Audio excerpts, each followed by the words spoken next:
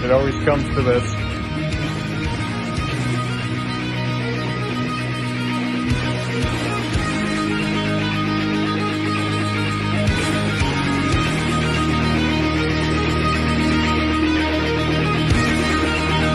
More nice shit.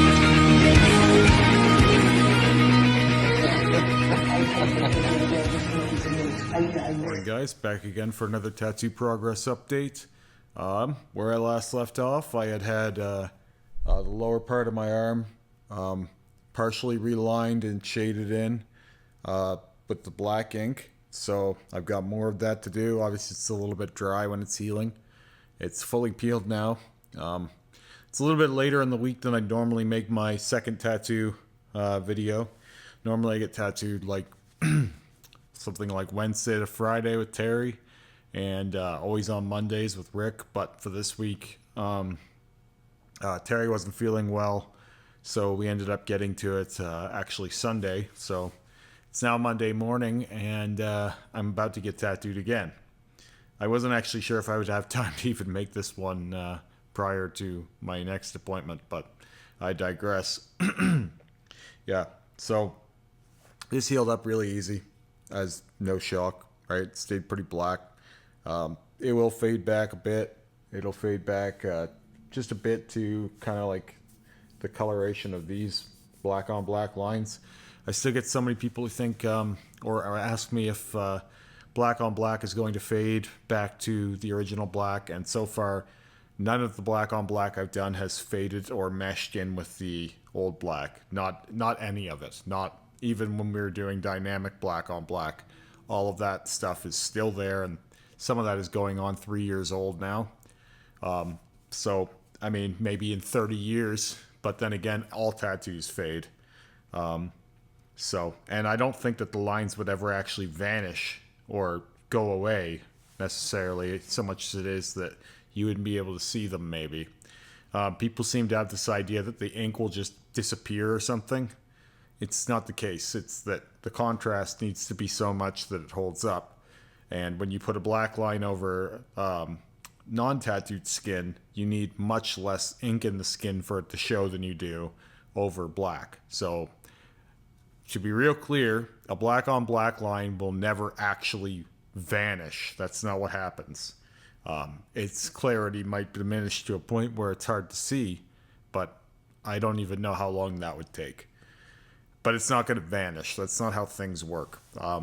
People think that skin can only have a certain amount of ink in it, and then it won't take anymore or something. That seems to be the popular opinion. I do laser here at the shop. I don't really think that's the case. I'll get into that in a bit, but I think what happens is the ink is constantly breaking down, and when you put new ink in, it's mixing with the old ink. It's not like it's pushing the old ink out, or the new ink can't get in because there's old ink in there. I think it's mixing with it. It's not like when you put black paint on a white wall, for example, if you've painted white, where you can just cover that white paint with the black. It's more like the black is mixing with the white under the skin. Or rather, if in the case that you're doing white on black, the white is mixing with the black on the skin, and then you're getting whatever color the two of them make together. It really is that way. It's not the way that a lot of people think. It's not the way that a lot of tattooers think, and a lot of them haven't tried it enough to even know themselves. Here at the shop, we're doing cover-ups pretty well every fucking day, and it's very easy to see that it is a mix. It's not one takes over the other. They blend together, and it doesn't seem like black is even the strongest pigment. I think yellows and reds are pretty fucking strong. For whatever reason, people think that the darkness of the ink dictates the strength of it, but that doesn't seem to be the case. I think opaques, for example, can do anything. You can cover anything with opaques. Remember, these were red. Right? They're not anymore. They're not even close to red anymore. So opaques can cover any fucking thing. Better than black even, I think. Anyway, I had another session obviously with Terry. We did the second pass here. It is much more solid this time. I can't see through really any part of it. There was quite a few streaks the first time we did it. Anytime we're covering black with color, you're gonna plan to see some of the black through it. That's just a given. The first time. The second time is always much more condensed. I don't expect it to be any redder. I'll just put it in here because a lot of people are thinking, oh, that's super bright, but it's not going to stay that way. That's not the plan. That's never the plan. The plan is never for it to be that bright. It's going to fade back measurably, and I'm happy that it will, because I don't want a suit that's this bright red or this vividly red. It's the backdrop, not the foreground. With that said, it will be more clear and it will be more condensed this time. That's just the way it is. And you do a second pass of any color, it's going to be thicker looking. I don't think that a first pass color is going to be perfect no matter who does it, and I don't care what you say. You might be happy with it, but if they did a second pass, it would be better. That's just a fact. I've done enough color now to know, and I've worked with enough different artists now to know that if you're willing to do a second pass, everything will always be better. So I always, when you're doing full color saturation, I always recommend a second pass. It does not matter whether it's over black or not. Now, with that said, you might be in a situation where you can't do that. Maybe you've traveled to see an artist and you just have to get it as good as you can that day. That's fine. Just know that you can always make it better. I had a traveling artist here do the one on the back of my neck, for example, and he does full color work every fucking day. Every day. That's all he does. All he does is colorful trad. And I still did a second pass on that, and guess what? It looks better. It's just the reality of it. With that said, second passes also go incredibly quick compared to the first pass because, as I always say, with the first pass, you're more or less building the house. And with the second pass, you're sort of just touching it up or like fixing things up a little bit. Whatever didn't work super well, didn't heal as well, you get to go in and polish up. And so there will be no more streaks for the most part. When you're tattooing something, black or red or yellow, whatever color, a certain amount of your ink will get stained by the ink that's actually sitting on the skin, not in the skin, and it will look more saturated than it is. No matter how much your artist wipes it clean, some of that stain will not go away. Particularly bad is the hands or the fingers. Anything dry will hold on to ink and it will look more saturated than it is. So it's almost a certainty that it won't be bulletproof when it's healed. Now, with that said, certain artists can do a better job than others, obviously, and they'll know how to combat that. But it's not a perfect science that you can get it done in one. Second passes also heal easier, and they swell less, and you bleed less, so you retain more of the ink. For example, when we went to wipe this, I wasn't bleeding at all. There was just red ink. That's it. There was no blood. I didn't swell really, and there's no soreness by a few hours later. So you really do get a lot of return on investment for doing the second pass. I think the first pass only took about an hour, and the second pass took a half an hour. It's pretty typical. You're usually going about twice the speed. Once you have a certain amount of the ink in the skin, it seems to react easier to the new ink of the same color going in. I have obviously a session coming up today with Rick. We're gonna be doing the shading, the black shading in here. We might get to some color, but I'm not super hopeful that we will. Realistic expectations with that guy, and we've got about 2 hours, 3 hours typically. But we're chipping away. This will be session 18 coming up, and since it is before a tattoo session, I thought I'd just talk a little bit about my mindset going into a tattoo. And to be quite honest, I don't really have one. I don't think about it at all. Some people ask me if I do any mental prep or anything to get ready for the session, if I eat a special way, or if I sleep a certain way, or if there's anything involved, meditation, something. I've heard everything. People have asked me all kinds of things.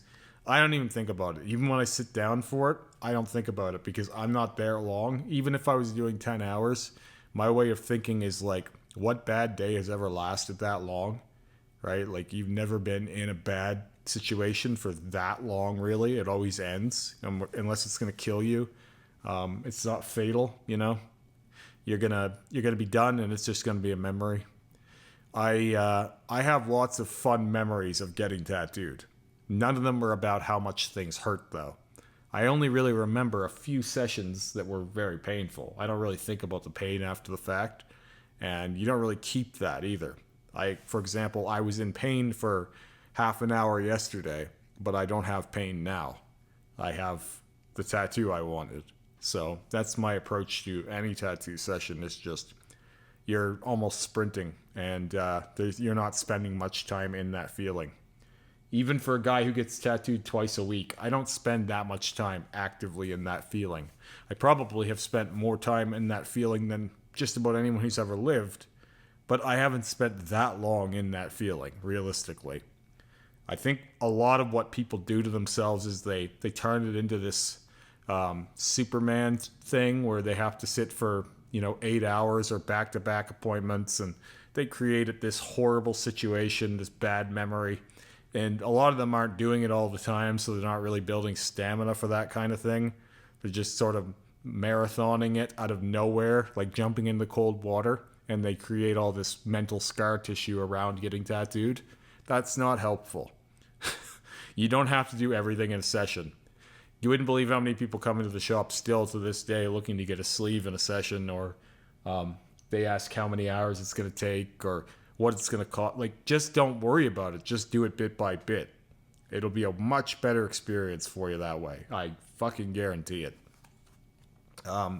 Most of the pain we experience is in our mind. And if you don't make it anything crazy, then it just won't be that bad. It's actually not that bad in reality. It's mentally bad when we think about it too much. With that said, as I said, I do laser here at the shop, which is ironic. It's probably not what a lot of people would expect, given I don't like laser. I don't like laser for a very good reason. There's a reason why I wanted to bring this up today, is because some people give me shit for talking about laser not being an effective tool. It's a pretty easy to do thing. It's not hard as long as you know what you're doing and you set it up right. It's pretty easy. But we have not been able to remove tattoos at this shop. Kevin used to do it for me. And we had one girl in 17 times and the tattoo was not removed.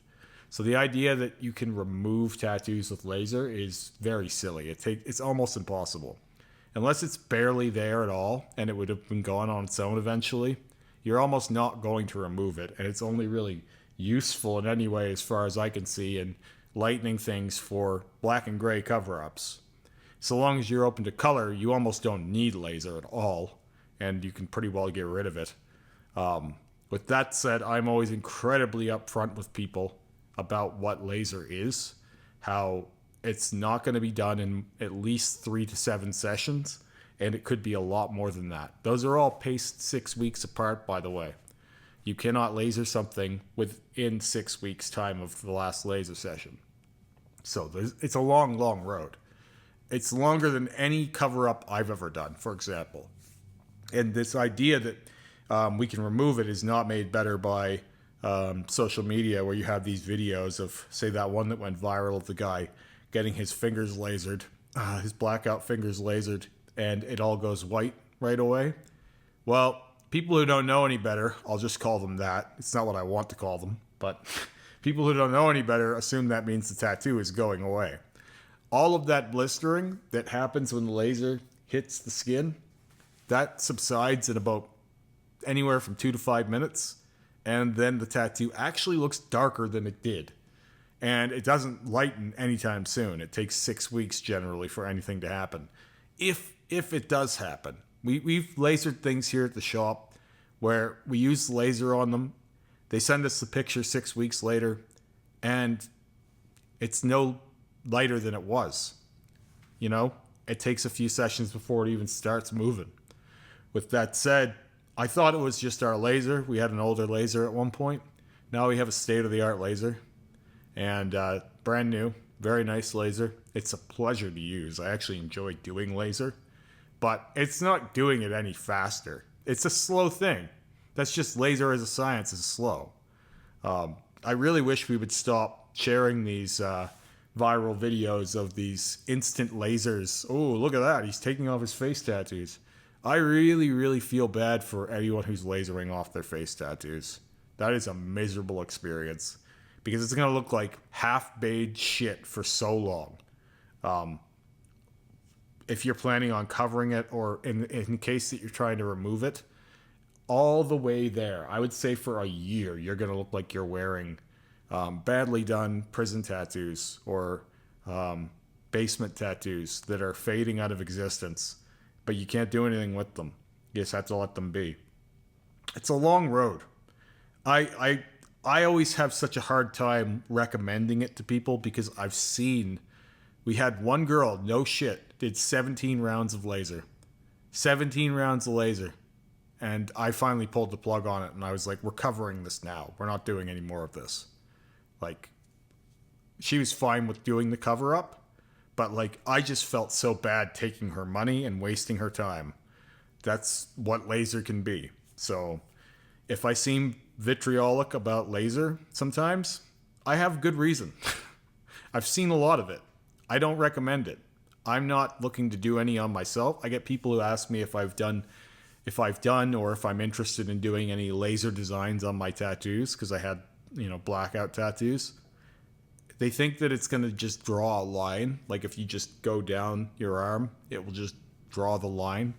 That's not what happens. You just get a really blurry, mashed up looking blackout for a long time.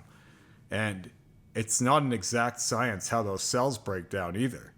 So you could have parts next to the line that degenerate as well. It's not necessarily going to do a square just because you drew a square. It's probably going to look like a fucked up circle, realistically. So, laser tattoo removal is not a method to do designs. I've seen these attachments that they just shoot that design at someone. That's fucking insane. That's going to be blurry and blobby as fuck. It's a little bit like, laser is a little bit like if you went up to someone and whopped them with a baseball bat over and over again. Because you're bruising the skin, basically. You're destroying the cells in the skin. You're not really cutting the skin. You're blunting it more than you are cutting it. So it's not going to be an exact science how that breaks down. It's like when I had my nipples pierced when they were 6 times blacked out. And because of the trauma of the piercing, they actually started lightening up. And I had to take the nipple piercings out, tattoo them again. That was because they were traumatized. You're doing trauma to a person's body, and then the body is getting rid of the ink that's in it. That's what's happening with laser. The laser is not actually removing anything on its own. All the laser does is break up the cells there. So, yeah, it's not an exact perfect science, and one size definitely does not fit all. Anyway, I've talked enough about laser. I hope this has cleared up some of why I don't like laser and don't really recommend it, even though I do it. I know it's a little hypocritical of me, but I'm just supplying the market and demand here, and someone has to do it. At least they're coming here where we're not ripping them off and charging them several hundreds of dollars for 30 seconds of work, which is pretty industry standard, to be honest with you. Laser is incredibly expensive for how long it takes typically. Anyway, I do have a session coming up with Terry as well this week on my birthday. We're going to be doing, I've mentioned I wanted to do a third pass on the red on my arm. So we're going to be doing that in 2 chunks most likely, but we'll see how far we can get, how fast. This will be the first time that I've done third pass color on black. I've never done that before. There's some people out there who think that I've done the same colors 75 times for some reason. Generally, the people who can't pay attention or focus think those things. But I have actually only ever done 2 passes of color anywhere. So I'm curious to see how the third pass interacts with this, especially being that this is now over 6 months healed color. I think that, as I said before, it should react more like red on red than red on black now that it's been settled for so long. And I think that we'll get a pretty clear, condensed outcome from it. All right, I'll talk to you guys again soon. Have a great day.